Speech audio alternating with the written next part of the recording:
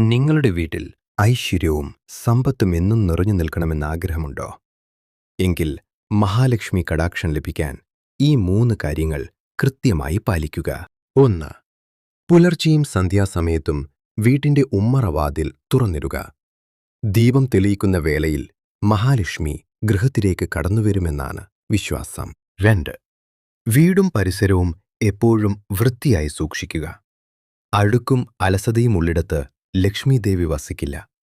വീടിന്റെ വടക്ക് കിഴക്കേ മൂല എപ്പോഴും ശുദ്ധമായിരിക്കാൻ പ്രത്യേകം ശ്രദ്ധിക്കണം. 3. വീട്ടിൽ കലഹങ്ങൾ ഒഴിവാക്കി സമാധാന അന്തരീക്ഷം നിലനിർത്തുക. സന്തോഷമുള്ളിടത്താണ് ഐശ്വര്യം കുടികൊള്ളുന്നത്. വെള്ളിയാഴ്ചകളിൽ ലക്ഷ്മി അഷ്ടകം ചൊല്ലുന്നതും ശുദ്ധിയോടെ നിലവിളക്ക് കൊളുത്തുന്നതും ദേവിപ്രീതിക്ക് ഏറ്റവും ഉത്തമമാണ്. കൂടുതൽ ആത്മീയ അറിവുകൾക്കായി ധർമ്മപഥം സബ്സ്ക്രൈബ് ചെയ്യൂ. ലക്ഷ്മി കടാക്ഷം ഏവർക്കുമുണ്ടാകട്ടെ.